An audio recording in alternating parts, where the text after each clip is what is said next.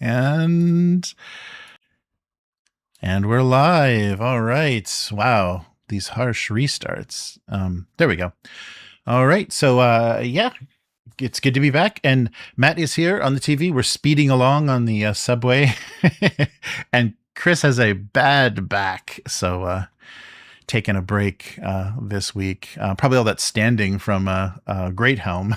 That was the one thing we've been trying to figure out what to do with the microphones. Does have them standing or have them so we can sit down and play? But with war games, you probably are standing a lot of the time. You want to take a look at the board. But so yeah. So thanks, Matt. Thanks for joining me. Did you get a chance to check out some of that Great Helm? I did. It was fun. I didn't make it for the whole thing, but I did watch quite a bit. Yeah. It was. That's a lot of game in a small area. I was impressed. Yeah, it really is. Like the system of the dice. Mm-hmm. I thought you get a lot of value out of just a dice pool. I like that. Mm-hmm. And I like that you can step them. I guess you're stepping them up, technically, but you're not using them. So you roll things, but basically you want to roll high to get not only the initiative, but then a lot of movement. But then you can trade in that movement for attacks later on if you position yourself. I think it's really elegant. And Chris posted on the Discord on the creators Discord, and he popped up into the chat. That's so cool when that happens. Yeah, he was in there. That was cool. That was really cool. Yeah, and he's got another cool game on his site that actually has 3D printed terrain. It's another real small footprint game where you're just like Space Marines or maybe the crew of a spaceship looking for an alien on board, and it's a real small square, probably like a 12 by 12 square that has all these multiple levels of like cargo containers and stuff. But there's all kinds of 3D terrain to print for it and stuff. And and I think it's actually you're playing like alien and crew, or alien versus Marines or whatever, and it's actually two boards because each person has terrain that they organize on their board however they want, and then you put the two boards together to make it like an interesting way, give you ways to hide and jump out on the search party looking for you. But nice. It does a lot of nice little stuff. All right. Oh, and the other thing that's added, let's see if you can hear it this time. The other thing I added is I registered for Super Tips, and the reason I thought that would be funny is we have a lot of the emojis that we have of various characters in Tabletop. We can actually have them talk. So we can, instead of a super chat, we can do super tips and their voices. If you desire to leave comments during the weekly live, please visit www.supertip.gg/theweekly. You can even sound like you are narrating exciting lore videos. Hi, I'm Gary Gygax. Have you ever imagined a world with dungeons and also dragons? All right. So we got three voices. Right now we've got Tolkien, we've got my Mutant Chronicles voice, and then Gary Gygax. But the Mutant Chronicles voice, because it had that drone in the background, didn't replicate very well. And I don't know what happened to Gary Gygax. All I had was an interview from a convention. So there's all this background noise and people talking. So I think his voice got merged with everybody that was talking in the room at the same time. So it doesn't sound anything like him. But I'd love to have Gary talking on the stream. That would be very funny. So they should. There's that old 60 Minutes video interview he did. They should just sample that. Yeah, if that's got a nice, quiet, conversational tone, that would be perfect. Yeah, because that's why the Tolkien one sounds so good, because it's just that BBC interview.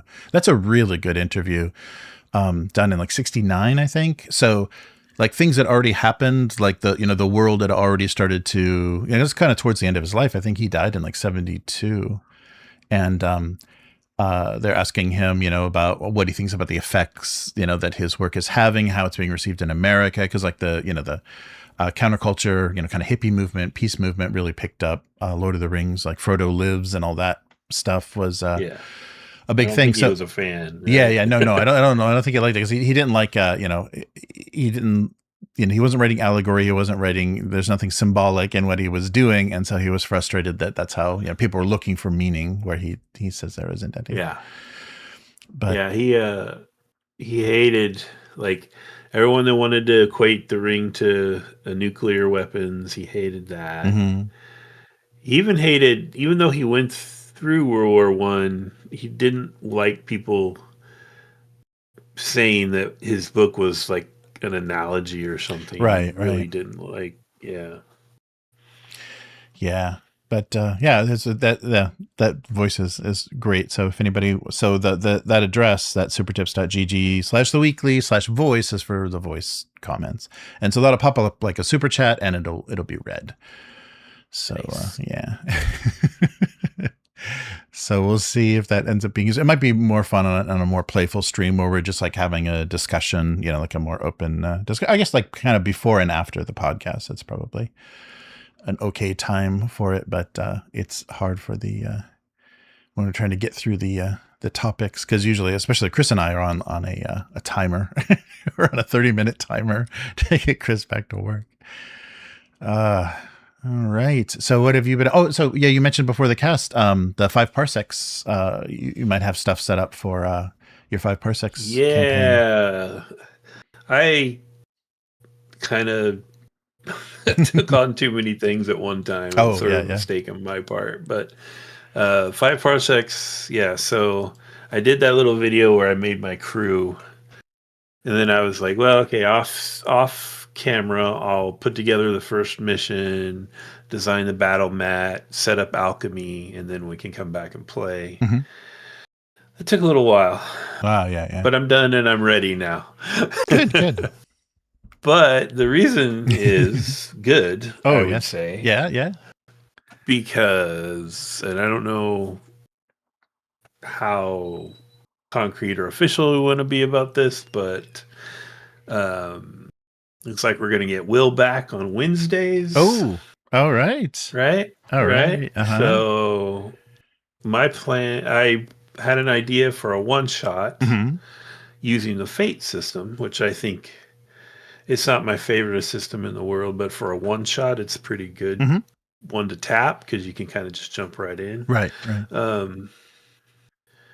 And it's a really goofy idea that I'm not going to discuss right now, but I will tell you that our favoritist regular in the chat, Calarion, is helping me write it. Oh, awesome. Oh, very cool. Yeah.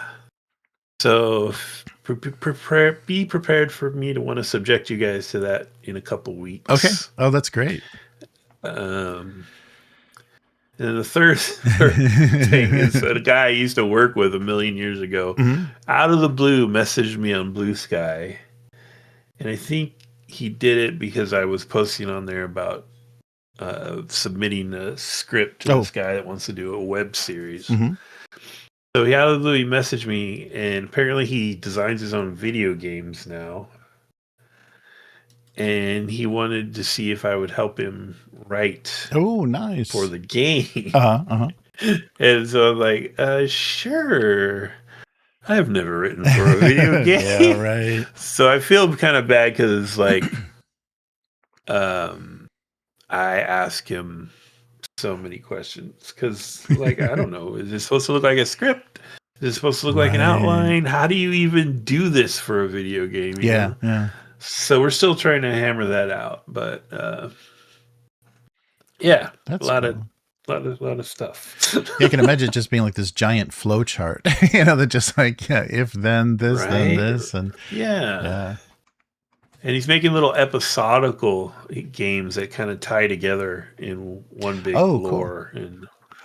And so yeah, should be interesting. We'll see if it goes anywhere. He can't afford to pay me anything, which I understand that. Yes. Been there, done that. Right, so he's like, I could give you like 20% of sales, and I'm like, okay. I mean, I don't even know if you're gonna finish this, but sure. Right. Yes.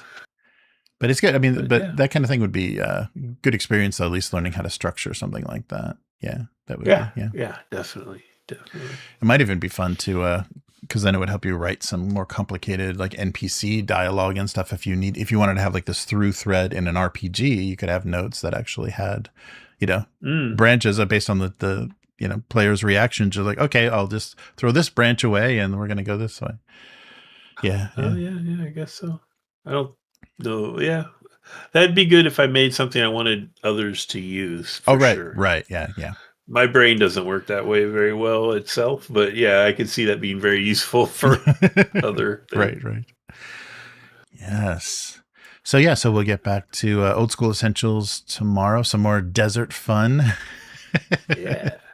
And yeah. I feel like I'm dragging those guys around under protest now.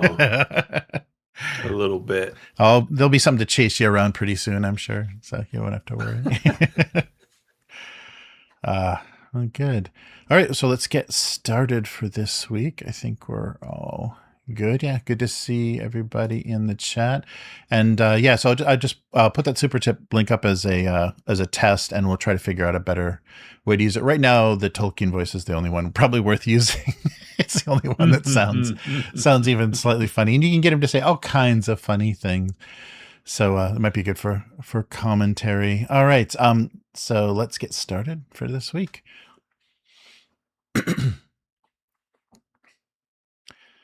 Welcome to the weekly. I'm Jeremy. I'm Matt. Hey, Matt.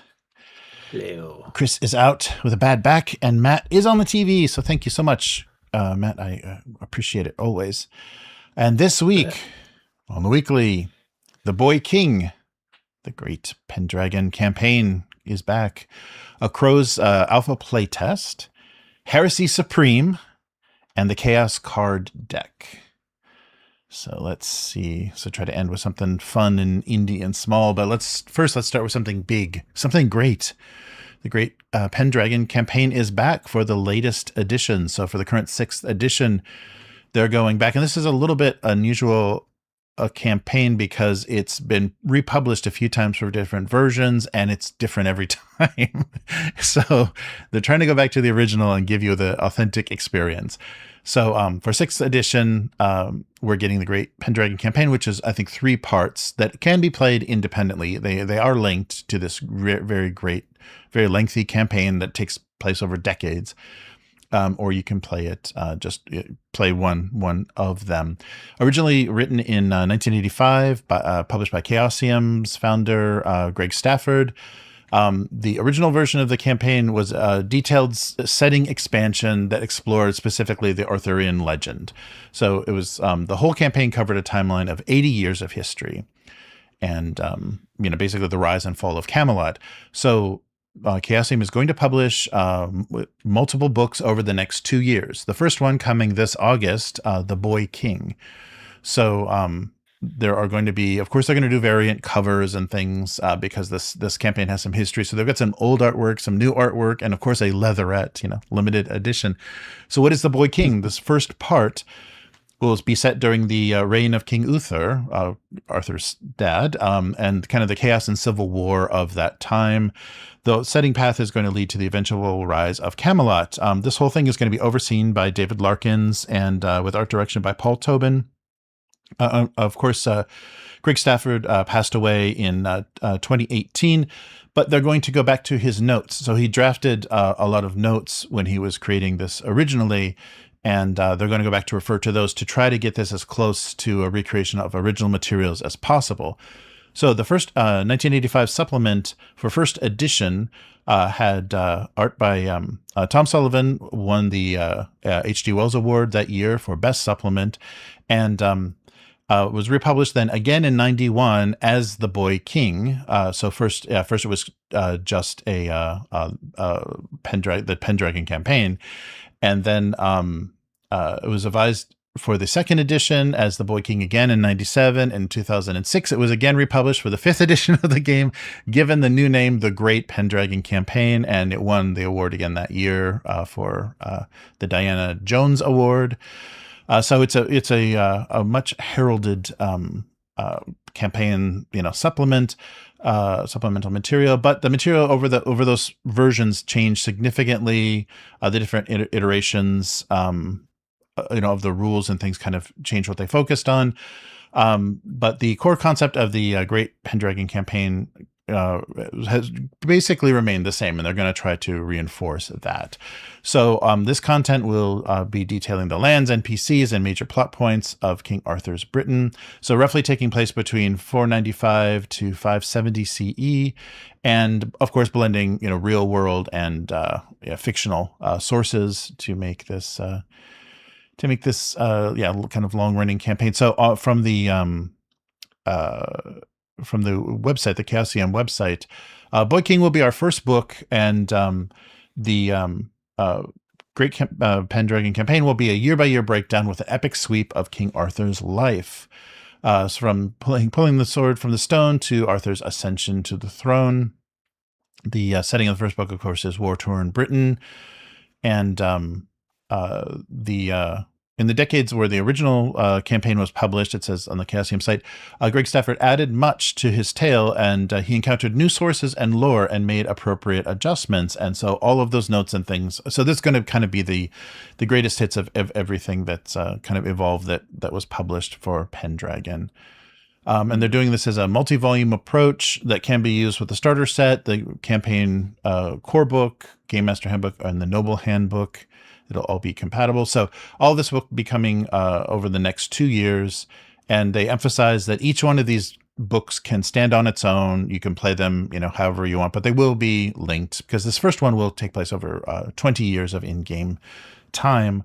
So it's it's going to take you a while. You're not going to, so 2 years, that's pretty fast actually to get that much material out, because you probably won't be done with the first book by the time the next one is out. So they said, we're extremely excited to continue to bring Greg Stafford's vision of Arthur to life under the guidance of line editor David Arkin and Paul Tobin. We expect this edition of the Great Pendragon Campaign to live on in the memories of gamers for decades to come, just as Greg intended. So yeah, they'll do a pre-release at Gen Con this year, and then worldwide release in August of this year. And then over the next 2 years, we'll see the rest of that. So that might give us a reason to try Pendragon. What do you think? Oh, I would love to. Pendragon, I owned the box set from the 80s when I was in the 80s. And, it always looked super cool. I think maybe we tried to make characters for it. But, we definitely tried to make characters for it. But we never played it. And I've always kind of wanted to play it. I've always been fascinated with its... it has that system in it. I forget what it's called, where you have sort of like your passions and your lusts or something. It's kind of these opposing characteristics that you're rated in. So, and it's sort of like, whatever if you're pagan, maybe it's like there's a purity and a lust. I'm getting the terms all wrong, but you would rate it more like you're 80% lustful and 20% purity. They're like these contrasting stats that make up 100. And I always thought that was really cool. So yeah, I'd love to try that. Cool. One of the things with Chaosium is a classic example of one of those game companies that I love and I root for, even though other than Cthulhu, I don't usually get to play their stuff very much. Right. They had their 50th anniversary last year. Yeah, that's right. And they've always had this thing where, unlike a lot of other companies in their range, I don't know what you'd call them, maybe like a successful but second tier game company. I don't know what you call them, but they seem to refresh and reissue their product a lot. Yeah. And they almost do that more than they put out new unique product. That's a good point. Yeah, they're kind of like the reverse of Goodman Games. So, and I was just looking on their website, because one of the things they used to do was they put out these monographs, these black and white softbound game books, And I think they had a whole thing where you could like submit your monograph to them and they'd put it on their website. Oh, wow. If they liked it, or right. And I just looked, and that page on their website is gone. Oh, like, there's no. Used to be like his featured thing on their website was their monographs, and it's just gone. So that's kind of bummer. Like, I wonder. Yeah, I'm sure they have to be very cost conscious because they're not Wizards of the Coast, obviously. Right. But I like them. I admire them. They've got a long history, and yeah, I'd love to play Pendragon. Yeah, the Pendragon's kind of caught. This is kind of like the Mothership and Alien RPG thing. We've got Mythic Bastion Land and we've got Pendragon, and I know they're very different games, mechanically, but the theming is just like, I don't want to play both actually. So which one would we play? So yeah, I feel like they're beset upon from many sides all the time, right? Because now Wizards just as Chaosium is wrapping up their 50th anniversary, Wizards is announcing an injection of Cthulhu stuff into yes. Ravenloft, right? Which doesn't make any damn sense. At all. But anyway, and then. This isn't really anything they could control, but with Goodman Games and Free League doing Elric products, that used to be one that BRP made. Chaosium used a BRP system for. In fact, they sort of took what they learned from RuneQuest and kind of ported it into their Elric game. Oh wow. To a certain degree. Yeah. It had a grittier, more deadly, and more crunchy combat than like regular Cthulhu does. And it had all this stuff with making pacts with demons and elementals and stuff, which is definitely more of a RuneQuest thing than you can do that in Cthulhu, but it's not going to work out for you. And so I owned that. Oh, I'd love to get that box set again. The old Chaosium Stormbringer box set. Oh, yeah. It had the best cover, man. Oh, it's that. What's that artist's name? Is it Wayland? Was that a Wayland art piece? But it's just this great, kind of realistic looking image of Elric holding Stormbringer over his head. And, yeah, man. So good. Nice. So yeah, I feel bad for them because it feels like they've had a lot of great properties. Other people have kind of either stolen or taken bites out of. Because like RuneQuest is also Mithras. Yeah, right. And Fafhrd and the Grey Mouser, they were doing some supplements for that back in the day. And then D&D did it, and now Goodman Games has it, and it's just like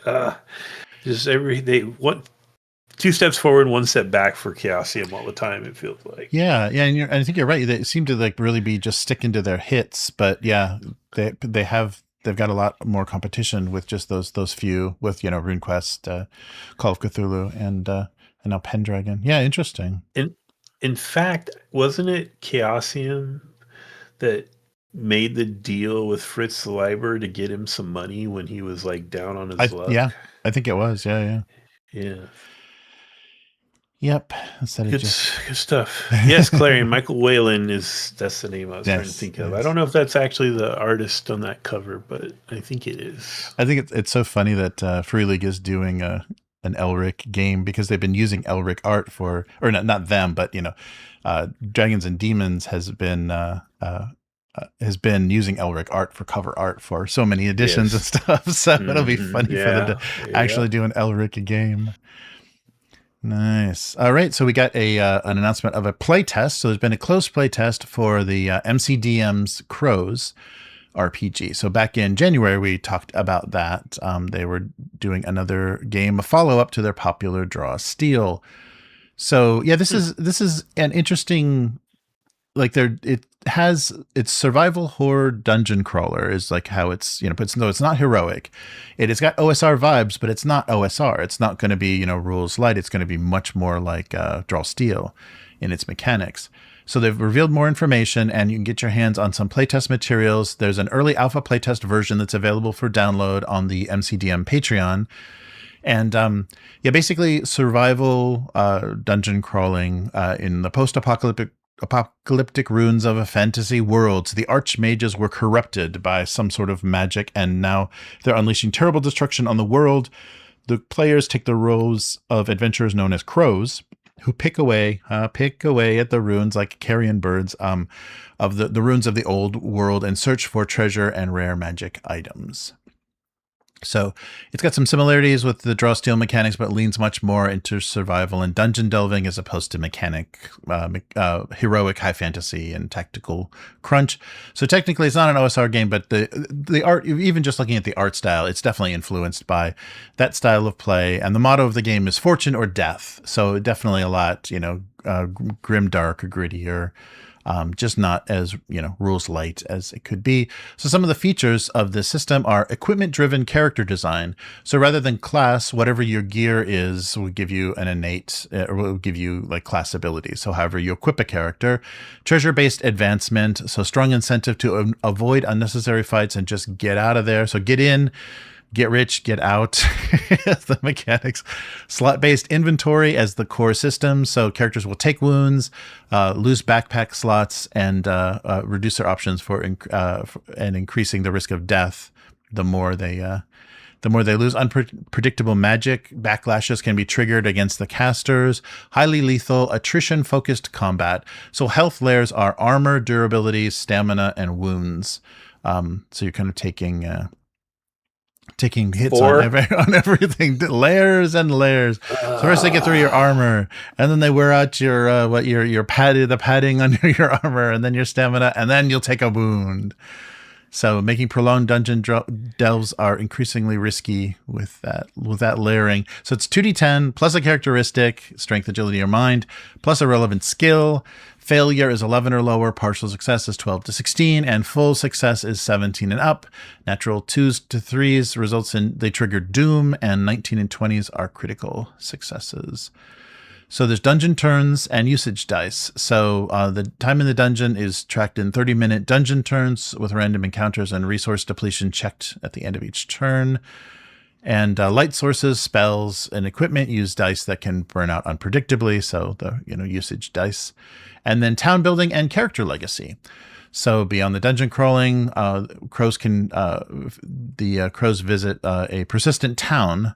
And so gold invested in the town can unlock better gear, services, long-term benefits. So kind of like a computer RPG.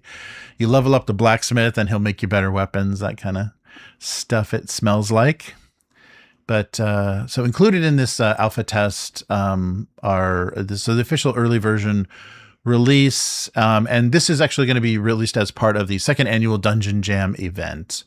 You're going to get 7 PDFs, a welcome guide, rules booklet, character booklet, monster booklet, inventory cards, loot cards, and the Blood Library adventure booklet.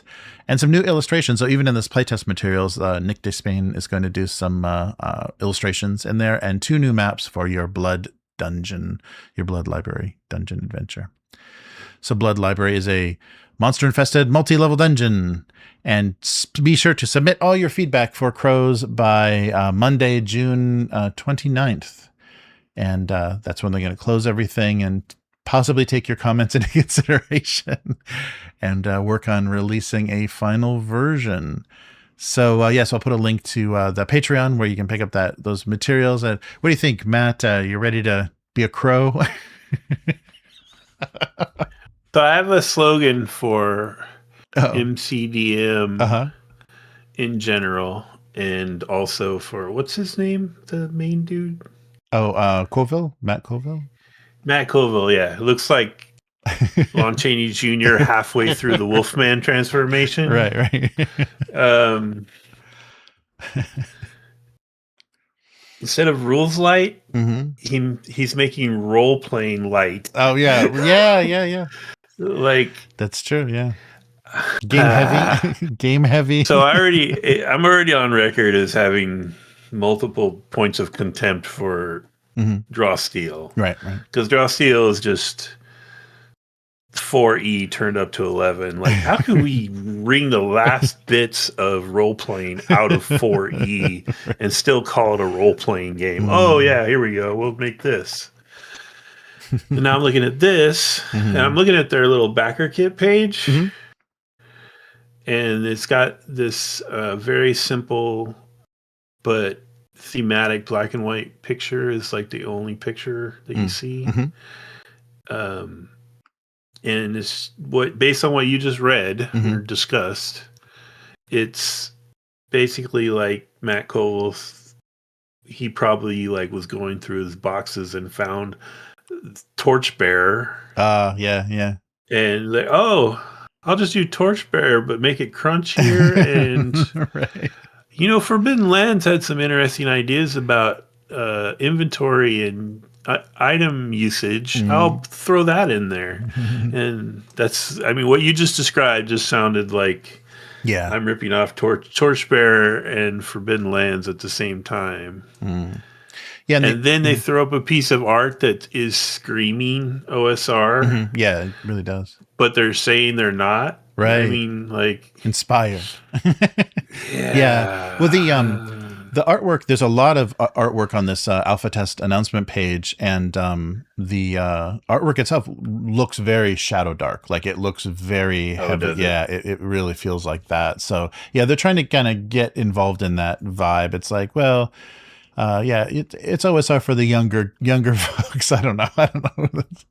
Whatever that's. I mean, I think at this point, what is OSR, right? Because it's like, it's either a system that emulates old, like, original D&D, somewhere between original D&D and BECME, right? Or it's a vibe, right? Like, right. And it seems like they're kind of trying to do the vibe, but they want to make it really crunchy. Like 4 layers of damage tracking. Yes. And like, how many things did you read off as far as like what the dice can do? Right. Like, no. Right. So you're definitely not trying to emulate the system vibe of OSR. Yeah, that's true. And you're simplifying. You're going Torchbearer simple with you have this abstract town that you go back to, like, that's not really an OSR thing either. I know the West March people think it is, but it's not. It's like, that is kind of a West Marches thing, I suppose, but it's not. You would explore and you would travel, and there would be different nations and cities and stuff. Right. And like we're doing, right? In OSE, like, we literally went from one country to another, and different cities and different geography, and like, it's not just dungeon back to town. Right. Like you said, that's more like a computer RPG kind of thing. Yeah, that feels inspired by that. Yeah, that was another thing I saw. There was the guy that used to be in Shut Up and Sit Down, that just does stuff on his own now. With a Quinn guy? Yeah. He did Stonetop. Did you see his review of Stonetop? That I did. Yeah, that has that same thing where it's like you're just building a town. It's like you all come from the same town, and you go out and you bring stuff back to the town. Yeah. That one at least had, like, it felt like the town was going to be alive, and what you did had consequences in town. Yeah. The NPCs in town you would be interacting with. It felt like it had a lot more investment in it. But it is a very tiny little valley. I'm just going to say this because Chris isn't here. The only thing that blew it for me was when he said it was based on Powered by the Apocalypse, and I was like, we were so close to being interesting. Damn it. But that looked like a labor of love. I think Matt Colville is just, he's making some money decisions here. Yeah, it's interesting. So check that out if you want. You get all those materials available, and just be surprised by the look and feel of it. Very different from what the other stuff that they've been producing, especially, back when they're just doing 5e stuff. All right. Well, you thought a very complicated layout on a tabletop rulebook was difficult. How about if you just put that into a side-scrolling video game? So we have Heresy Supreme, the MÖRK BORG video game, is now in early access. So time to die again and again. So you're going to have quite a while. I think you're going to have a few months of early access and the apocalyptic doom metal fantasy side-scrolling video game version of MÖRK BORG. It looks like it's got some die rolls in it. Like you see some D20s rolling. And it's, going to be very, kind of Dark Souls, die and come back and die and come back. Slow, brutal weapon swings and, timing for your attacks. So watching the patterns of your enemies. But yeah, a Souls-like side-scrolling RPG themed and very much looking like, and probably even with the same system, the same stats and everything as MÖRK BORG.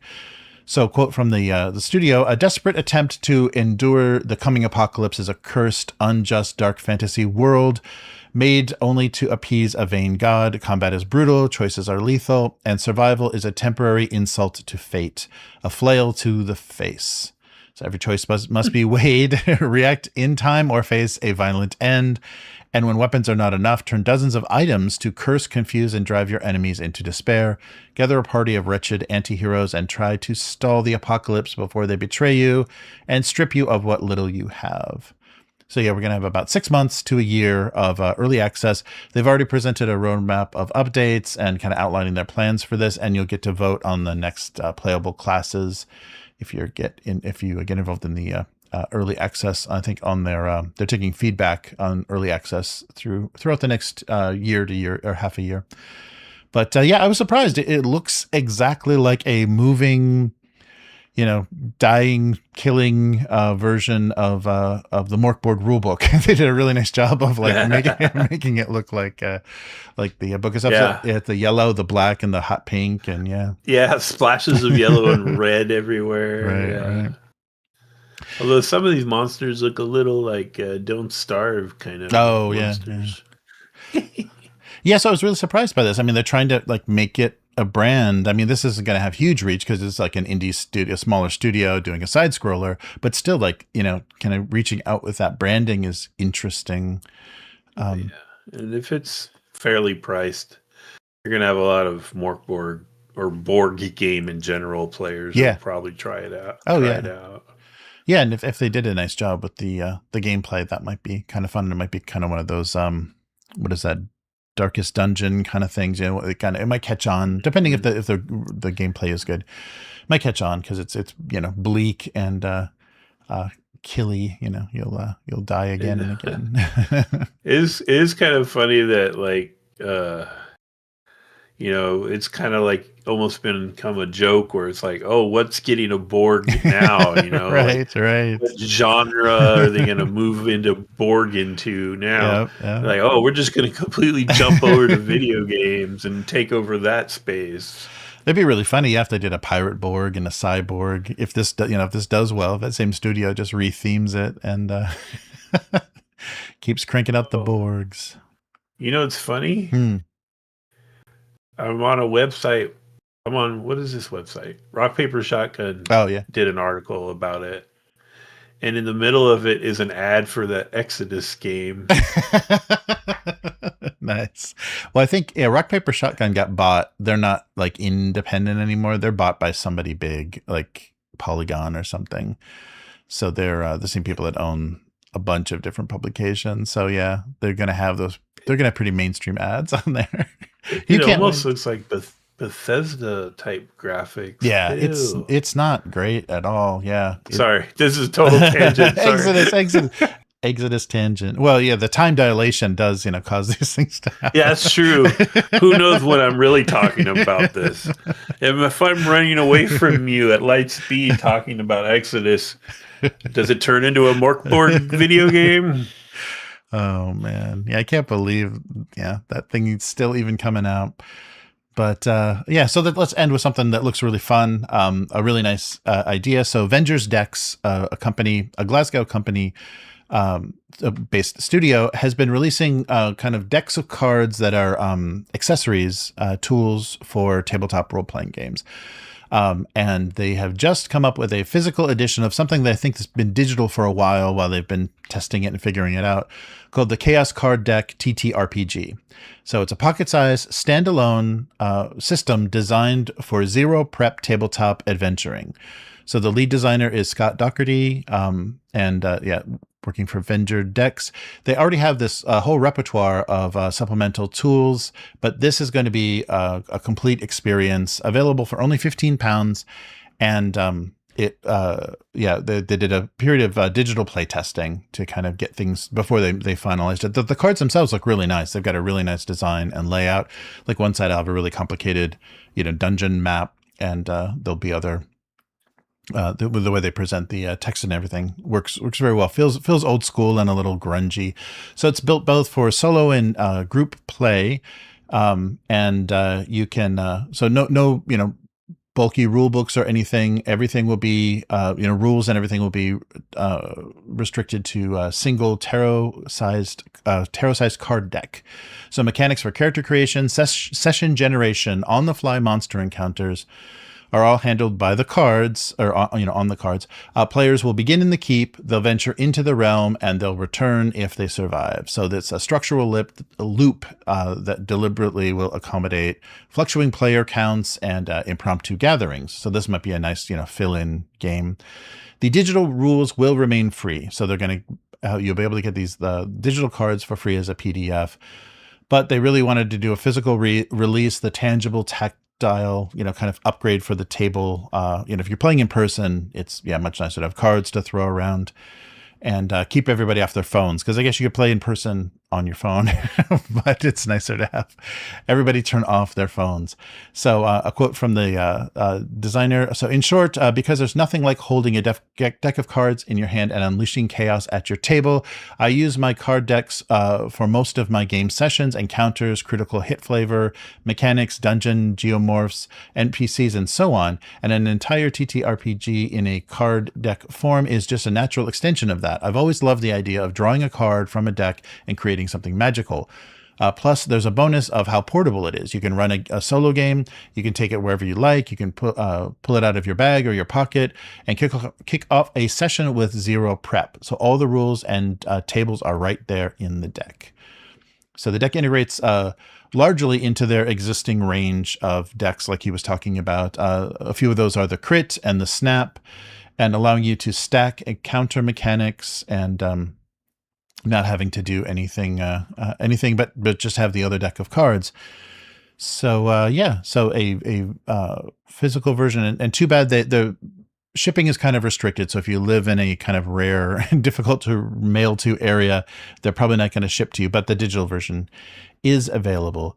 So things that are kind of part of the mechanics of the game: unpredictable narrative generation driven by Spark tables.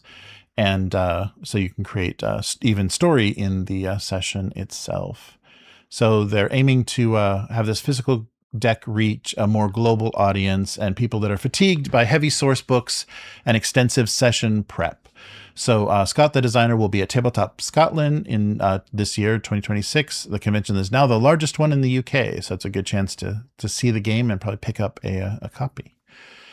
So that looked really nice. It was a really nice execution of something very portable. You can trick all of your friends and, hey, I didn't know we were going to be playing a tabletop RPG tonight just because you snuck a deck of cards. This looks like, I'm way more intrigued by this than Matt Colville's game, I'm afraid. This actually, looking at their website, which you can see everything for the game basically on their website. Right. And you can download it, so that's pretty cool. But it looks like they've designed it so you can do solo or player-led or GM-led, which is neat. But then also, when you read the basics of how it works, it's a West Marches game. So they're talking about using real time. Oh, nice. So like time between sessions is real in the game world. Oh. And they're talking about a making a roll to get home, which is a West Marches thing, West Marches, the whole other thing with West Marches is it's very player driven, but it's also you just play with whoever's available that session. And so you let time pass in real time. And so when your session is coming to an end, because you need everyone to get back to base, because you don't know who's going to be available to play next time, right? You literally make a roll to see if you get home okay. And they have that in this. Nice. So it's kind of like the Crows thing, where there's just this weird amorphous town that you go back to, except they're calling it a keep. But they're also talking about exploring and weather and survival. So their travel and going new places does actually matter, where it doesn't really sound like it matters in that Crows game as much. So yeah, I'm way more intrigued by this than the other one. It looks like, and it's awesome that they're giving you free to play rules just to get going. Oh yeah. So this might be something we want to set up in a VTT, and so we can just drop into this anytime we're missing a player or whatever. Yeah. That'd be fun. And you have that roll to return, so that's like our out. Like, oh my God, Jeremy, it's 1 a.m, man.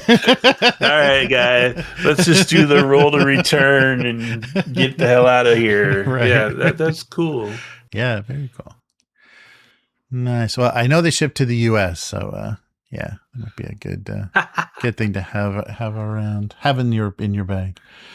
All right. Well, cool. Well, that's going to do it for this week. So where can people find you, Matt? I'm on Blue Sky. Okay. It's at Hargald, HAARGALD. Honestly, my time has been pulled apart so much lately that I haven't really been on there too much. But I think once I get this 5 parsecs thing run, I might be commenting about that game a little bit. Okay. So feel free to hit me up. How about you? So let's see here. Yeah, we're coming up to the end of the month, so I'm going to be working on my single panel gag cartoon. So GoComics.com has the cartoon, all 20 some years of it. It's called Domestic Abuse. So GoComics.com/domestic abuse. Single panel gag cartoon.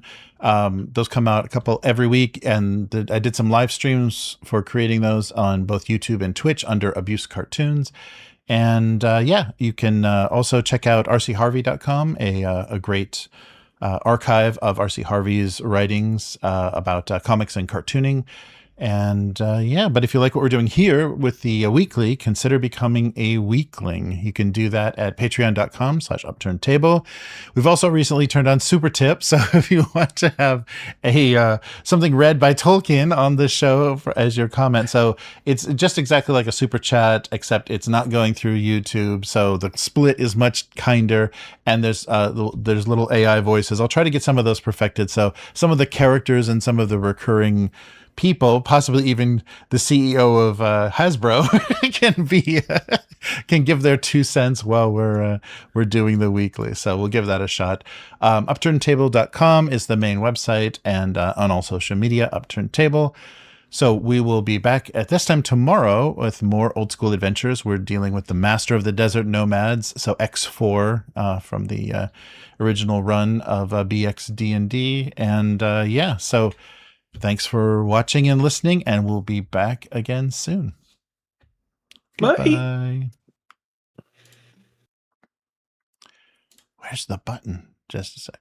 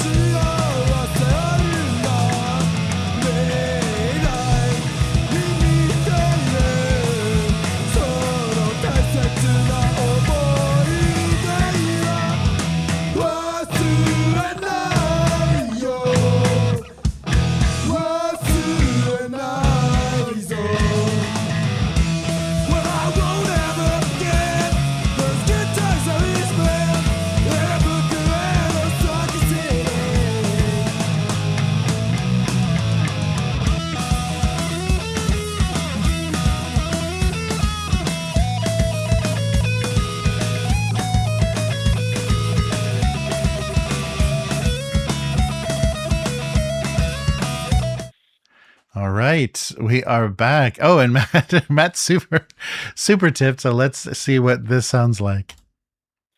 What up, my homes? Jeremy up here, aura farming.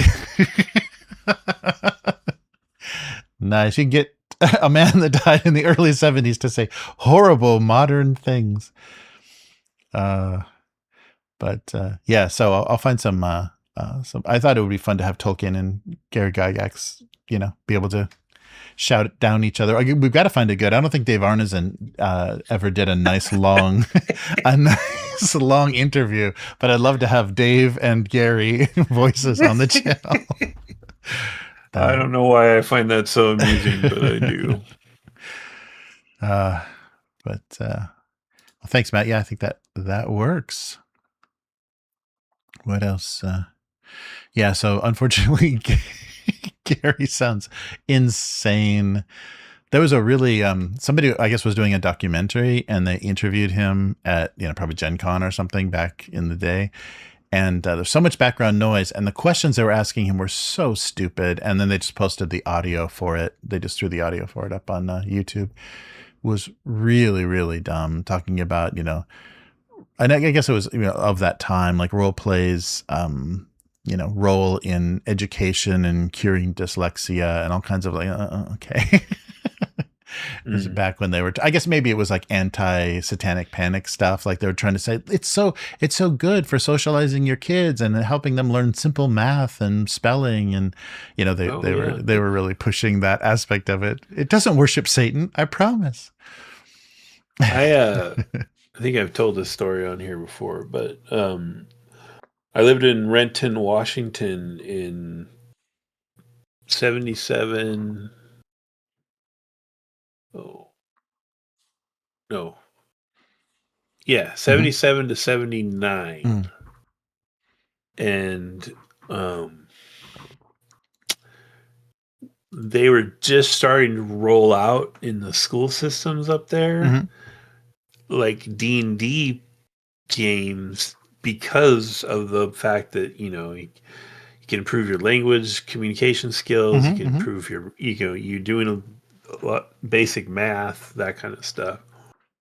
And then we moved to California, or back to California, and never heard a peep about it again. And in hindsight now, I realize, so I bet you it got killed by the Satanic Panic. Right. Yeah. Because that was kind of around the time. Yeah. That's true. Yeah, there's a lot of things, all those crusading parents, the Christian conservative and concerned mothers and stuff, they really ruined our childhoods. Because I was watching a thing about the cancellation of the Herculoids, the Hanna-Barbera sci-fi. Yeah. And that was actually too violent a show for, they really targeted Hanna-Barbera and went after them for the, quote unquote violence, which was really mild and almost nothing. It was just like roofs collapsing on, robots and aliens. But that was one of the reasons it was canceled. And also the reason that they came back with Thundar. So the same creators, the same guys that put together Herculoids ended up doing Thundar. So we wouldn't have had Thundar if they didn't early cancellation of Herculoids in the 60s or 70s. You can see the style similarities between Thundar and the Herculoids too. Yeah, that makes sense. Yeah. But yeah, how did they got canceled for the violence, but then they came back with Thundar? I mean, it's the same level of. Well, no, they avoided, because remember Thundar, so there was never contact, you could throw something at somebody but you can't strike them, and his sword would always cut off the barrels of laser weapons. That was all he would do. So they there were certain things that triggered them, they tied up people when they tied up people, or just let people die in some sort of fire or collapsing building. That was too violent for kids to see. Yeah. No, but you're right. It does feel very similar. The changes they made were not very big at all. Yes. Thundar, I mean, I guess part of the thing with Thundar is if you're just a kid and you don't think about it too hard, it's not too dark or violent. But if you're, as an older person, thinking about the world of Thundar the Barbarian, it's like, yeah, okay, this is a fucked up post-apocalyptic world. Yes. Like, it's gonna be bad, man. Yeah. That's funny. Speaking of animation, though, I finally got around to watching the first episode of Maul. Oh yes, the Darth Maul thing, right. Shadow, yes. whatever. What? Like,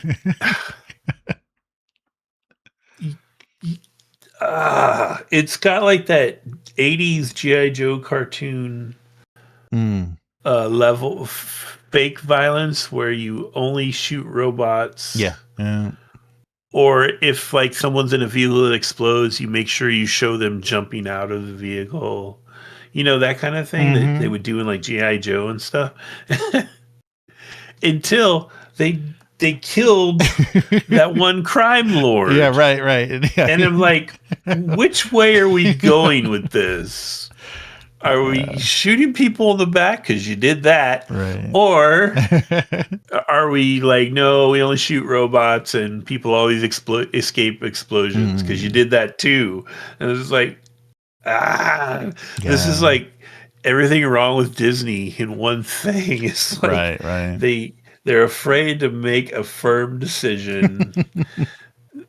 They're trying to please everyone all at once. And it's like, oh my gosh.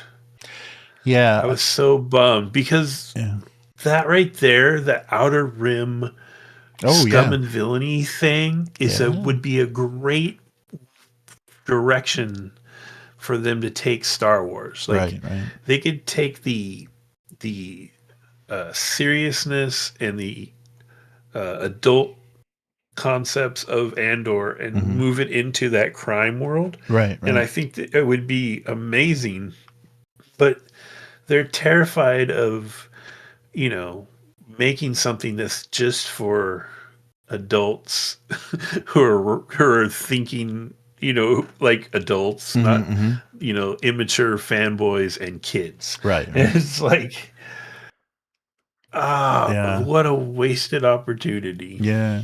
And I'm sure that's what the Mandalorian movie feels like. It's just like, what is this? Is this a kid's, you know, after school special? Or is this Star Wars? What are we doing here? You know, it's like, it's a very odd when they're just straddling the stuff. Because, you know, I think Dave Filoni is a Cartoon Network. I think he just came from that world. So he doesn't know how to make anything serious or not that's just like real light content that pleases advertisers, you know. But why, if you're only going to put something on a streaming platform, there's no plans of syndication or anything, why do they even care about hitting that weird balance?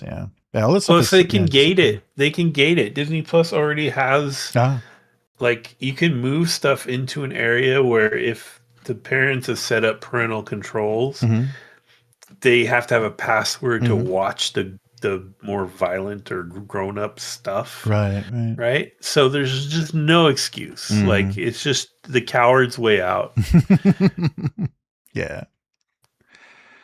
And the obsession with little alien girls in those shows is a little creepy. You know, there's a lot of, you know, older men running around with little alien girls and a lot of Filoni stuff. And just like, well, what is this? And I think it was inspired because I heard somebody talking about that the short skirt, like the mini skirt and the tube top that Ahsoka is wearing in the Clone Wars stuff. That was George Lucas himself saying, let's sexy her up, because if you remember the bare midriff of Queen Amidala in the prequels, like George is all about getting that sexy costume going. So that was his costume change for a child in a cartoon series. So I think that stink has stayed on that animation as well. It's just like, what are we doing? Yeah. Very odd. Oh yeah, I saw you guys talking about Arturo brought up the Wheel of Time board game. Nice. Do you think will bite on that? He's got a because you board game at his place, right? So he's got a pretty good library. Yeah, it looks nice. Oh, cool. And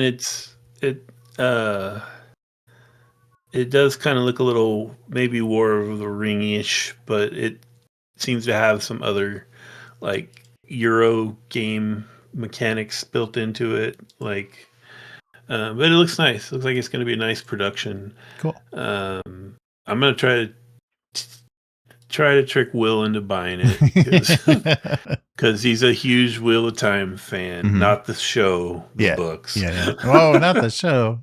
Oh man, yeah. If we could ever trick him into coming on here, he could rant about the show extensively. Yeah.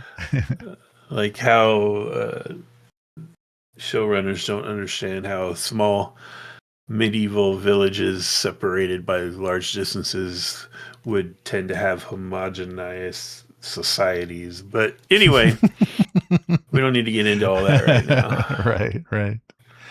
Yeah. Oh, Arturo adds an interesting comment too. So he said, I only knew about the Satanic Panic from the lens of a metalhead and D&D fan, but I had no idea how much it was also severely anti-LGBTQ. Yeah, definitely. And because that was the timing of the beginning of the AIDS epidemic and Satanic Panic. So yeah, of course, the Christian conservatives rolled that all into a nice little ball, of hate for everything. Yeah, well, it's a lot like what we see now. There's the zealots who have all their religious hang-ups driving it, but then you also have the scam artists who are pretending to be the zealots. Yeah. The lady who wrote the book that was it Mazes and Monsters that Tom Hanks movie that he wishes no one knew about. Right. Yeah, that lady's a scam artist. She just was milking the Satanic Panic, and there was that private detective or retired detective guy that got involved with that case, who was just the same thing, just in it for the money and the celebrity, So it's like a two front war. You have the real zealots and you have the scam artists who are taking advantage of those people, and it's just a mess. Yeah, no, definitely from that time. Yeah, I think Wheel of Time is canceled, right? The Amazon, they killed that. Yeah, can't wait till that happens to Rings of Power as well. Although I think they're in it for the whole run of 5 seasons, whatever it was required to own that license. Yeah, that's nuts. Arturo saying, counterpoint, Wheel of Time takes place in a post-apocalypse that had more metropolitan populations, so some of those small towns might have had a bit more color to them. But in isolation though, that goes away pretty fast. Yeah. And also I would argue it's really far post-apocalyptic. It's not like Mad Max or anything. It's like, the old way is like the time of myth kind of thing. Right. So it's far. So I would rather it just be, a lot of very pleasantly mocha folk, because that's what everything needs going to end up being anyway. So we should just chill about it in general. Right. Yeah. Anyway, I don't know. I only read the first book, and then I had Will to rely on as a scholar of the other books. Yeah. And all he ever told me was how radically different the first book is from the rest of the series. Yeah. Like the first book is more just like, boilerplate fantasy novel, young kid discovers his fate kind of thing. And then after that, it becomes this crazy long power creep kind of thing that I guess they're all crazy powerful by the end of it, but like that, I just relied on Will to tell me because I didn't care.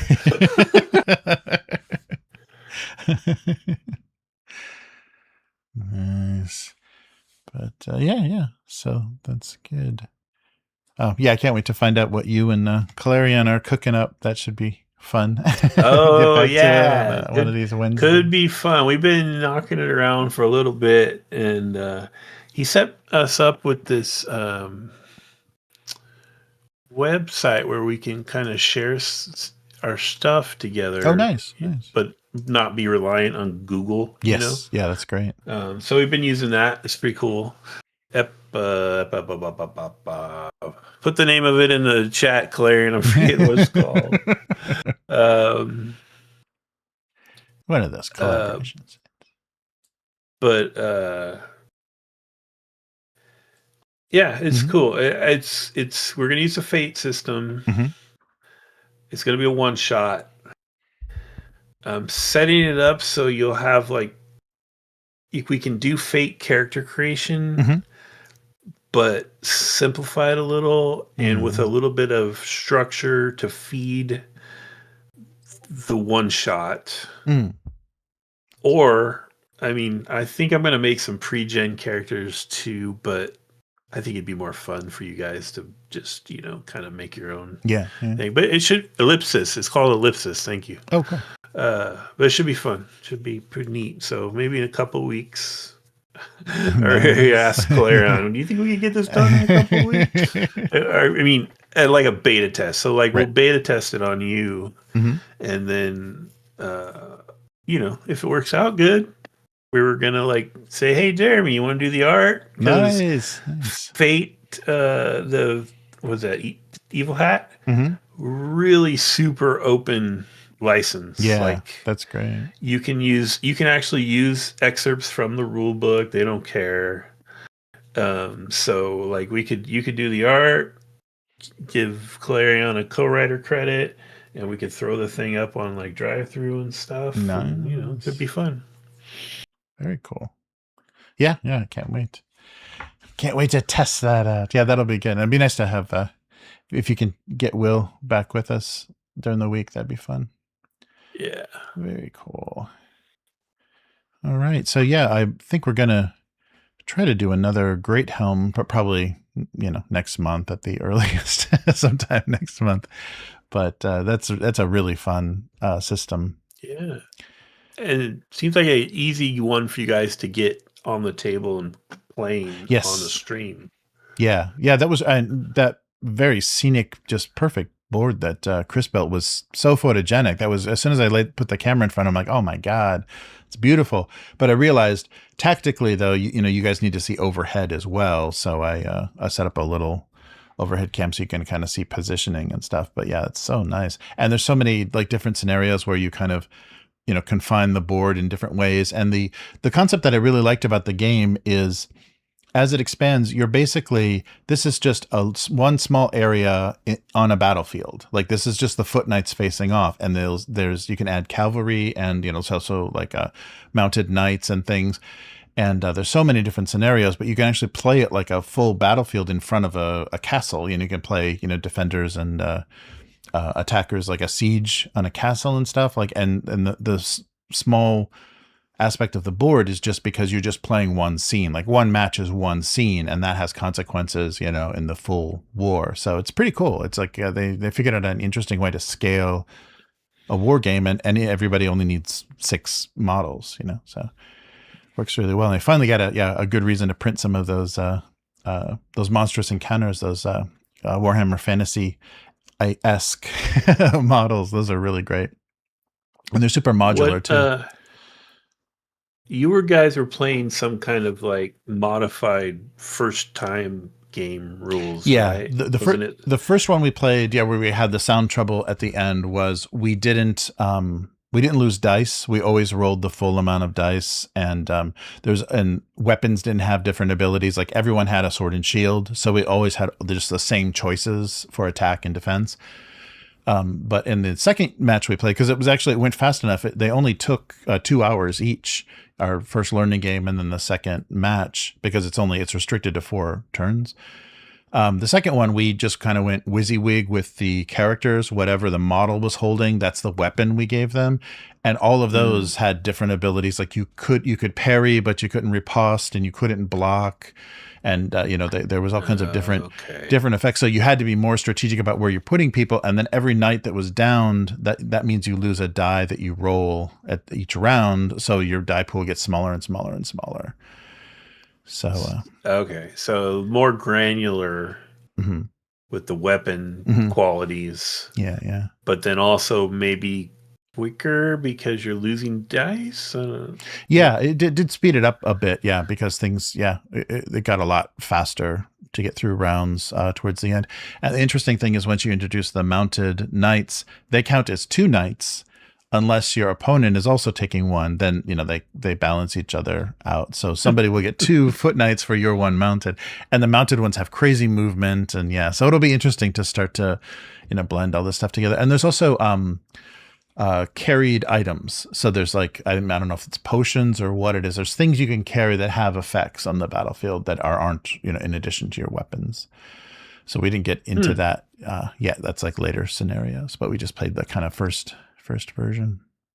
So in a normal match, is it just like a reveal of what your build is? Yeah. Or are you supposed to sort of negotiate that beforehand? Yeah, I think you probably agree on the scenario and then kind of choose your how everyone is armed, because they either have the choice of the and there's not really because there's a benefit and a kind of a drawback for every combination of weapons or every choice. So every choice is good at something and not good at something else.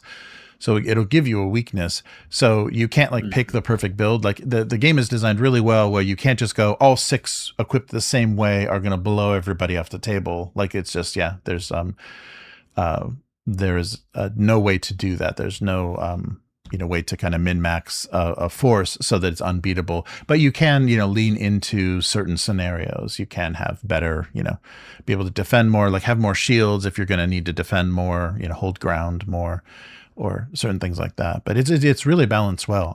And the small number makes it really quick to just kind of, okay, let's give him this, and him this. But it's cool. Yeah, I didn't see any rules for like what we do. I think you just, because each scene kind of changes, and I don't think you're bringing necessarily the same knights into certain scenes because it's just kind of the camera's moving to a different spot on the battlefield. And the one we played was instead of defeating the knights or killing them, you were taking them prisoner. So basically you were subduing them, not killing them. You're not trying to. You could accidentally kill them, and you're just trying to subdue them and take them prisoner to ransom them to the other side. Yeah. But really well done game. I was really surprised how kind of elegant the rules were, and how much more fun it got once we added all the granularity and the special weapon rules and stuff in there. So did the mounted knights, are there rules for like unhorsing a knight and stuff? I think like so. That, yeah, I think there might be, because there is a lot of like levels of damage. Like if you beat if certain rolls, if you beat by enough, if you really kill something or do a certain amount of damage, that have effects. So I didn't see those yet. But yeah, that would be fun. It's gonna be really fun, and it's so quick. Yeah, quick and easy to set up and everything. Yeah, there's not, and it gets into terrain a little bit too. Some of the scenarios have a little bit of like blocking terrain and stuff, because you do get ranged weapons. You do have crossbows and bowmen eventually too, because you're trying to do a full scale, siege. So yeah, so we'll see. Just have to get Chris to build every single, turret and muddy field and jousting lanes we need. Yeah, in little snapshots. Right. Yeah, very cool. Did you know that Chaosium has a BRP based game set in Viking Iceland? Oh no, I didn't know that. Yeah. It's called Age of Vikings. Oh, that's funny. Yeah, I might have seen that like in a sale or something. Yeah, because that name sounds familiar, but I didn't know that was them. That's funny. And I guess it's kind of good that they don't, because BRP is a great system, and it's good that they don't overextend themselves. So they try to do because it could do absolutely anything, but they don't like push, like trying to push these original lines. So they have like a cyberpunk and every possible thing. Right. Yeah. That would be a little. Yeah, it could get a little like 5e-ish. Like, why are you trying to make everything work in this engine? Right. Yeah. Oh, speaking of which, have you seen? Actually, it's not speaking of which. For some reason, it made me think of this. But have you seen the? I posted like the trailer for Ridley Scott's next movie. Oh, that Dog Stars. Oh no. Okay, oh yeah. So what's that? Oh, I'm thinking of Spielberg's next movie. Sorry. Yeah, Spielberg's next movie. That's Disclosure Day. Yeah, that looks goofy. I don't think he should do aliens anymore. That one, I'm wondering if that's supposed to be like a. I won't say it on the stream because I don't want to get you in trouble. But a stealth. Thing about the guys who had the island. If you know what I'm saying. That's. I'm thinking it might be. Oh, that's weird. Okay, now I'm seeing that totally different. Yeah. Ooh, wow. Yeah. Interesting. But what about Dog Star? Yeah, what's Dog Stars looks like if you set Mad Max in Colorado and you changed the muscle car to a little Cessna plane. Oh, wow. So it's a post-apocalyptic movie. The apocalypse was a virus. And the main character is a pilot who has a little Cessna-looking plane. And they're in some really very green, kind of foresty, mountainy looking area, in the clips. And there's maybe like, it seems like maybe a little community. I don't know if it's like what was that horrible Costner movie? Like a Postman kind of thing, like where like he's flying from community to community. I don't know exactly what that part of it is. Right. But there are these people, I think they call them the Reapers, and they look much more like the bad, your average bad guy from Mad Max. Yeah. Running around. They have guns and cars and stuff. And they're just generic post-apocalyptic raiders. So, yeah, I don't know. I've lost a lot of faith in Ridley Scott. Yeah. And, my whole theory with him is that movie making is his Winchester mystery house. Like, I think he thinks as long as he keeps making movies, he won't die. Right. Because the dude's like in his 80s, and he keeps making movies, and they keep getting critically trashed. Yeah. So, I don't know, where he's going with this, because I have a feeling it's not going to be as dark and serious as The Road. Right.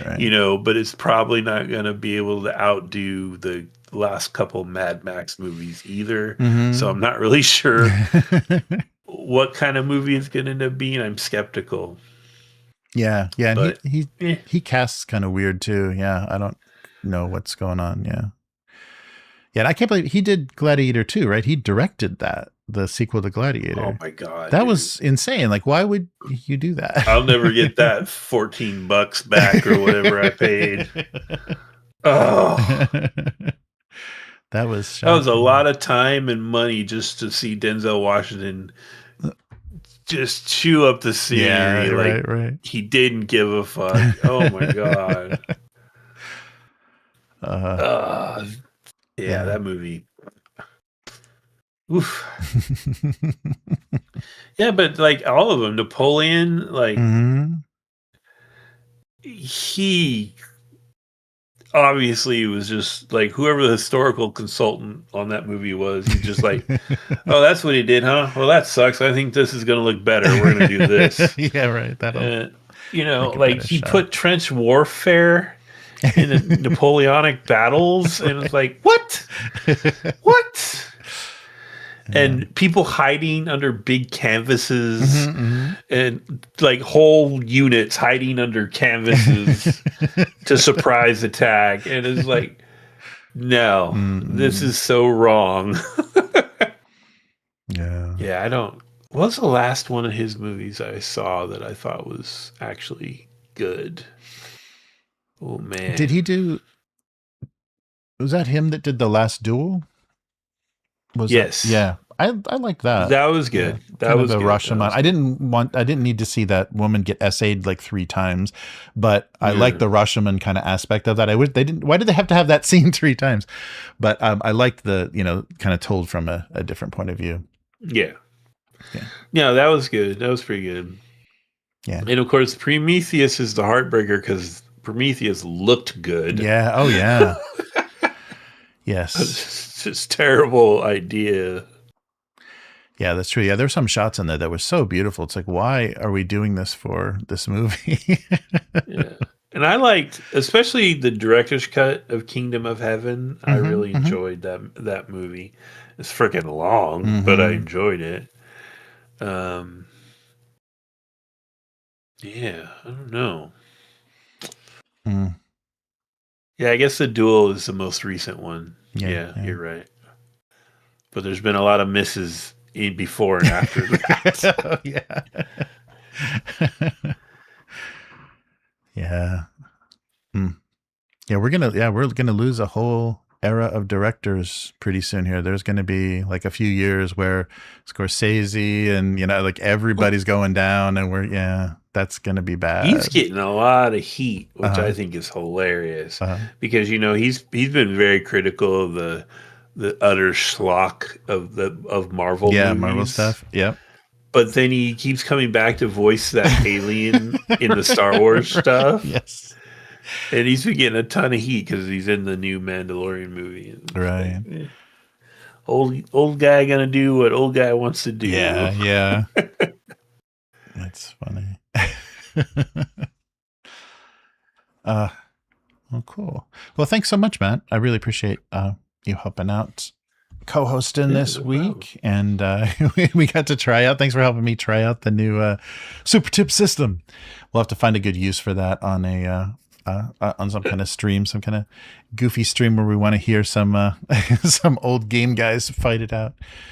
All right. Are there other voices, or can you add voices? You can add them. That, yeah, they have a default library, but if you give them 5 to 10 minutes of clean audio and then just upload a little picture, they'll create that thing where the picture wiggles in the corner, and it can be. You gotta make the Gary Gygax one. Yeah, I gotta get it clean. Yeah, gotta get a good version of Gary, and I gotta think of other people that might be fun in roleplay. And basically, like everybody is up for. I will do a $10 super chat if you make a Professor Dungeon Master one, and my message will just be, "It's all over. Hasbro's killed D&D." Every week, yep, he's gonna be saying that. And the picture will just be him, like, holding his head, like, I can't believe. Yeah, with his eyes bugging out. Yeah, that's right. There's a lot of clean audio of him, and too much. Yeah, too much. Too much. Too much. All right, but yeah, it'll be fun to play with, and it's much better than super chats for the channel. So anybody that likes what we're doing and wants Gary Gygax to say something stupid, please give it a try. But and they will and they queue up, so they appear in the system forever. So even after, and if they're funny enough, I can download them and they can be drops on the show, permanent drops on the show. All right. So, thanks for watching. We'll be back again soon with some more actual play for our Old School Essentials campaign. And see you next time. Bye. Goodbye.